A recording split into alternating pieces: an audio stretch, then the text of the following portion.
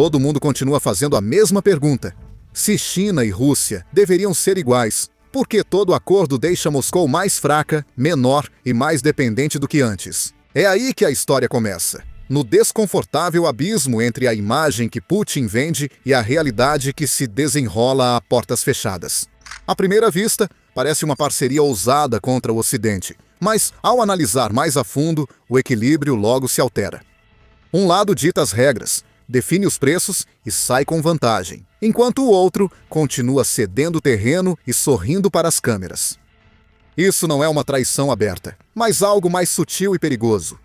É o jogo de longo prazo que a China joga enquanto a Rússia perde poder, dinheiro e opções. E há um detalhe pouco discutido que vira toda a parceria sem limites de cabeça para baixo.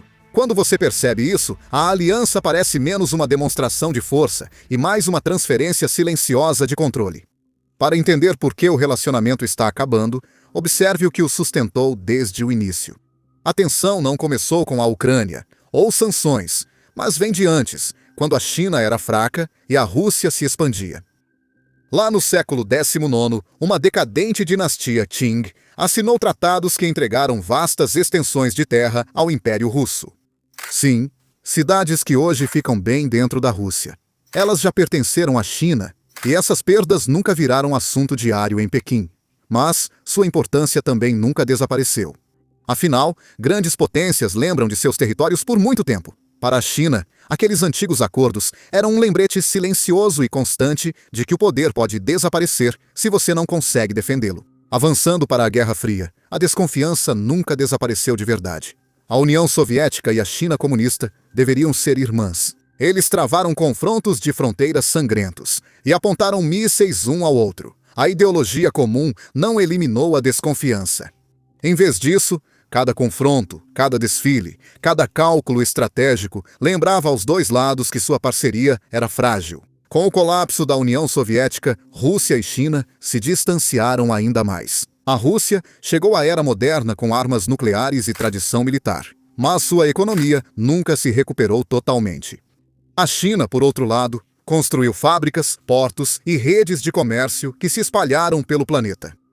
Um país aprendeu a vender matérias-primas, o outro vende todo o resto e lucra bilhões. Esse desequilíbrio existia bem antes da Ucrânia.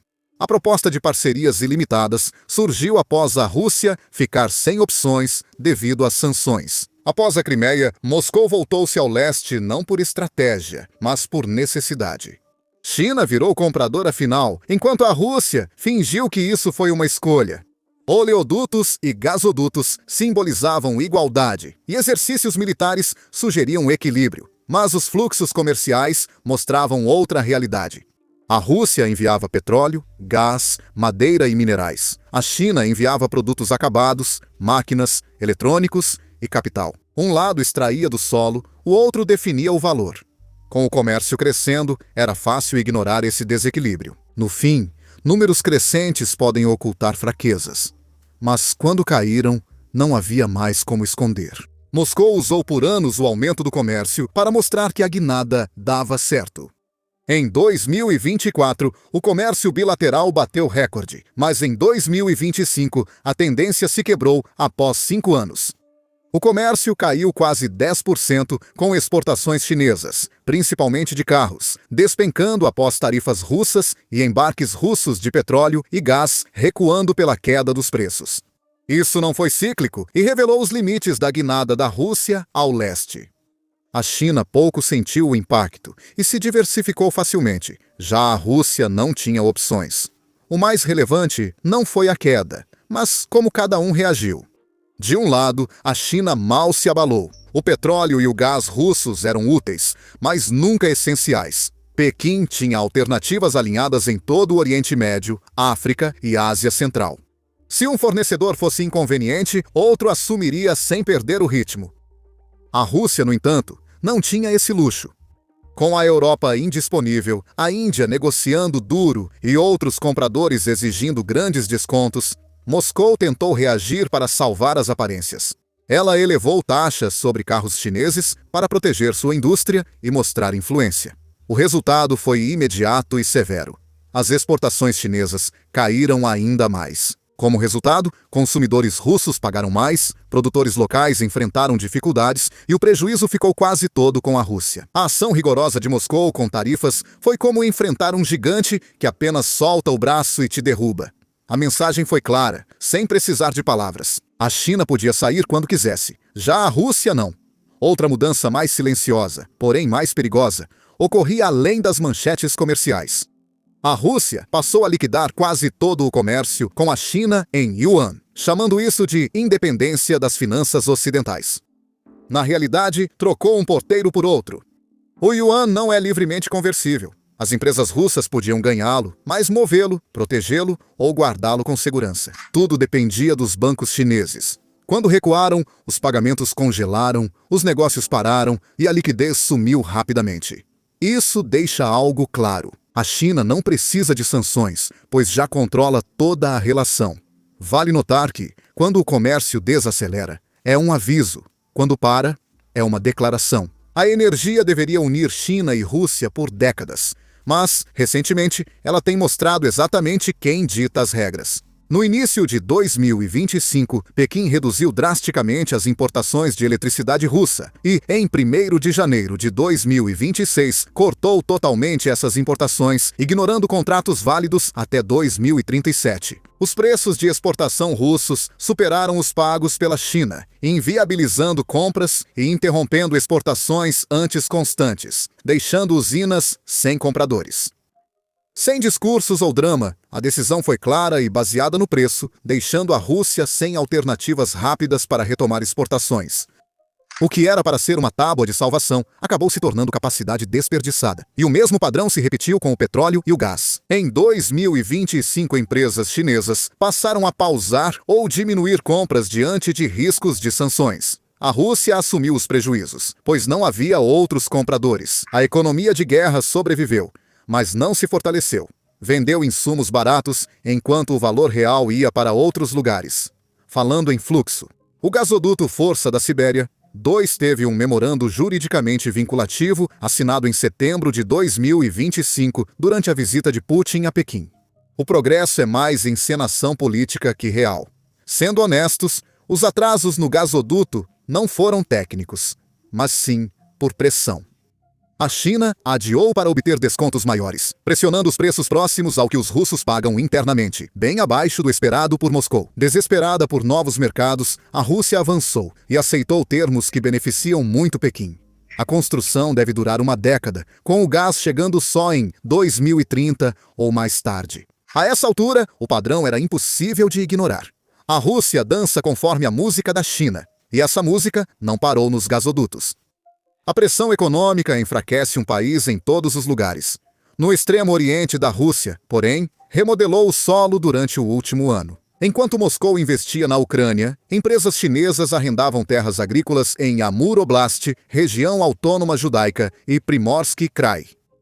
Essas áreas eram antigas fazendas russas que colapsaram após a dissolução da União Soviética. Aos poucos, os chineses assumiram a soja, as rotas logísticas e o comércio transfronteiriço. As cidades russas diminuíram com a saída dos jovens, enquanto a presença chinesa cresceu de forma constante, tornando quase impossível reverter esse cenário. Ao fim de 2025, empresas chinesas já atuavam fisicamente, além de comercializarem na fronteira. Em lugares como a região autônoma judaica, terras que ficaram vazias por anos, de repente, voltaram a ser cultivadas, transformadas em grandes fazendas de soja para abastecer as cadeias de suprimentos chinesas.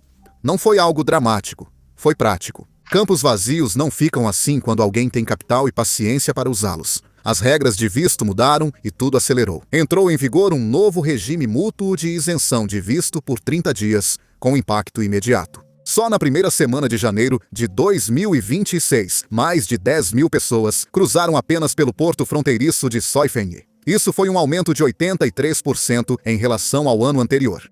Hotéis lotaram, mercados se reanimaram, o dinheiro chinês circulou onde o russo já sumira e, assim, a demografia consolidou silenciosamente o desequilíbrio.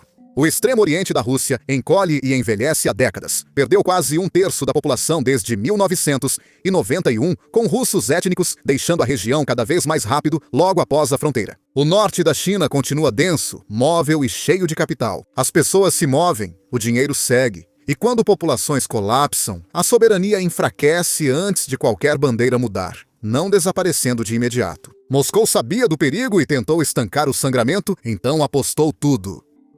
Em 1º de janeiro de 2026, o Kremlin lançou suas zonas de desenvolvimento avançado internacionais, oferecendo aos investidores estrangeiros, especialmente aos chineses, zero imposto corporativo por 10 anos, contribuições sociais reduzidas e zonas aduaneiras livres. No Krai de Promosk, chegou até a testar um parque agroindustrial conjunto russo-chinês. A mensagem era simples: invista, construa, fique. Quase todo acordo era aceito, desde que a região sobrevivesse.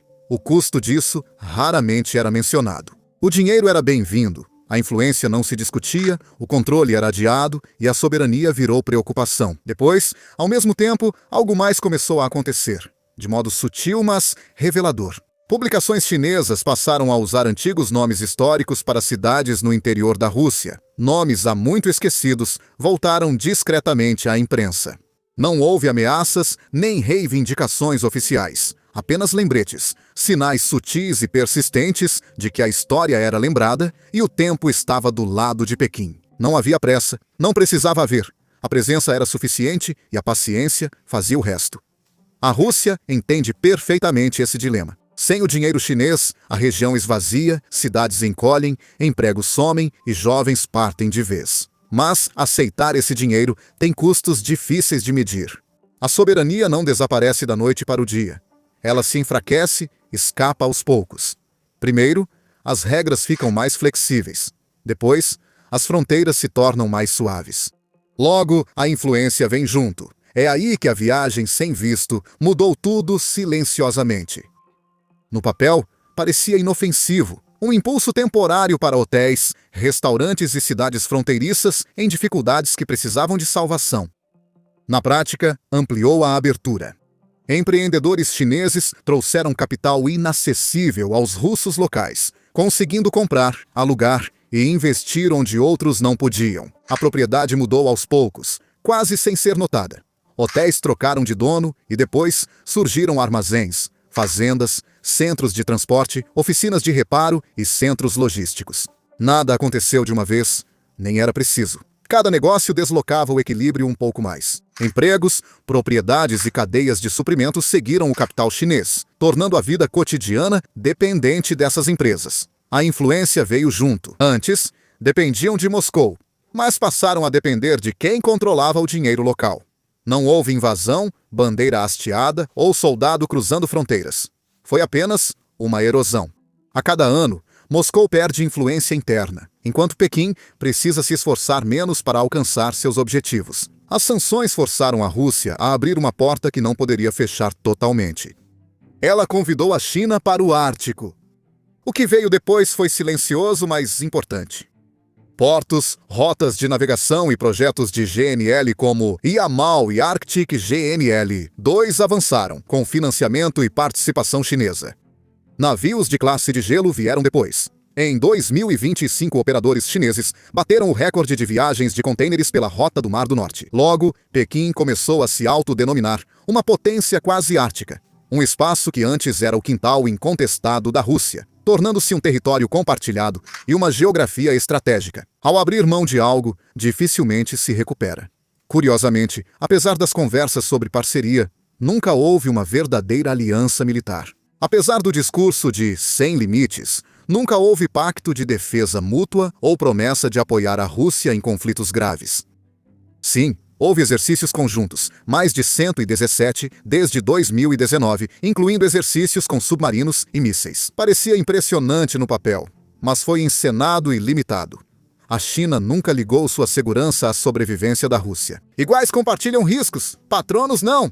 Pequim observa, aprende e mantém a liberdade de ir embora, sempre presente quando convém e ausente diante de perigos reais, típico de um senhor supremo.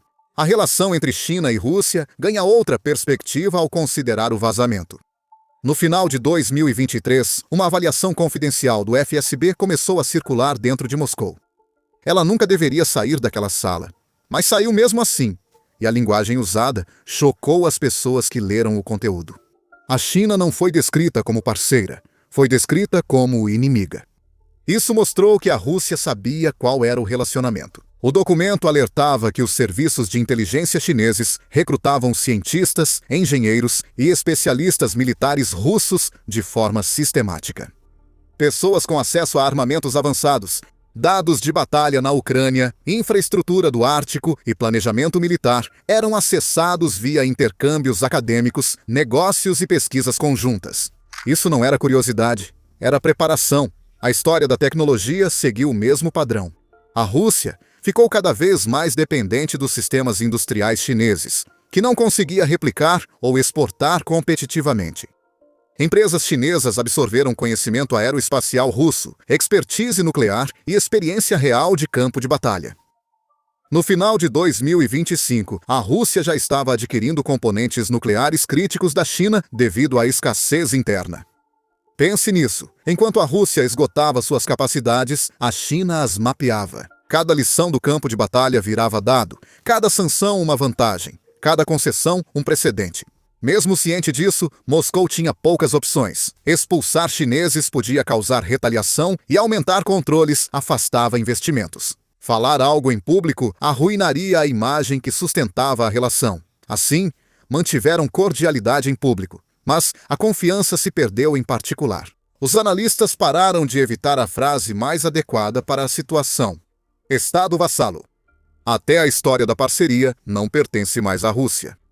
Em grande parte do sul global, a mídia chinesa retratou Pequim como a mão firme e Moscou como o parceiro júnior imprudente. O elogio vinha de longe, a influência acompanhava a credibilidade. A credibilidade não vinha mais de Moscou. A Rússia mantinha discurso imperial, mas sua economia mostrava outra realidade. Matérias-primas saíam, produtos acabados entravam e o poder de precificação era externo. Nenhuma ocupação era exigida. O comércio era aprovado por Pequim, os preços da energia seguiam os compradores chineses e o uso da moeda mudava. O acesso à tecnologia dependia da tolerância ao risco de terceiros. Nesse momento, fugir era irreal. Oleodutos, pagamentos, cadeias de suprimentos e liquidações eram custos. Reorganizar tudo levaria décadas. A China podia se dar ao luxo de esperar. A Rússia não. A vassalagem não é definida pela obediência, mas sim por não ter alternativas. E a ironia disso é difícil de ignorar. A Rússia invadiu a Ucrânia para fugir da influência ocidental, mas acabou mais dependente de outra potência que exige obediência silenciosa, não lealdade aberta. A China jogou perfeitamente, manteve a Rússia viva sem se comprometer com a guerra. Produtos de uso dual passaram por zonas cinzentas. O comércio continuou aberto. A máquina de guerra russa seguiu cambaleando. Enquanto Pequim evitava a responsabilidade e a guerra se prolongava, a China ganhava influência. As sanções funcionaram, mas não como Moscou esperava, e a um custo muito baixo. A Rússia sobreviveu ao não colapsar, cedendo autonomia, enquanto a China ganhou uma influência que o Ocidente nunca teve, não por gentileza, mas por paciência. O poder geralmente não se perde em explosões. Ele se esvai pouco a pouco em cada contrato, cada desconto, cada concessão. A Rússia não perdeu a soberania de uma vez, mas foi cedendo partes sob pressão, isolada dos mercados ocidentais. Enfraquecida pela guerra e presa pela ambição, Moscou deu à China o que as potências emergentes mais valorizam: influência. Sem responsabilidade, a China não traiu a Rússia de repente, apenas deixou de fingir igualdade. Analistas agora afirmam abertamente: a Rússia não é parceira, mas subordinada ou até vassala. A evidência já está à vista de todos. A questão é, por quanto tempo a China vai achar que esse vassalo ainda vale a pena manter? Um dos problemas de fazer vídeos como estes, onde mostramos muitos ataques de drones, mesmo que nenhum humano ou soldado russo esteja se machucando, no vídeo. O YouTube geralmente desmonetiza ou restringe nossos vídeos. Na verdade, na última semana, tivemos 4 vídeos de guerra desmonetizados, de acordo com o YouTube. Exibir ataques de drones ou imagens da linha de frente não é atraente para anunciantes, por isso os vídeos são restritos. Mas essa é a realidade da guerra moderna, e essa é a guerra que os ucranianos estão lutando e tentando sobreviver.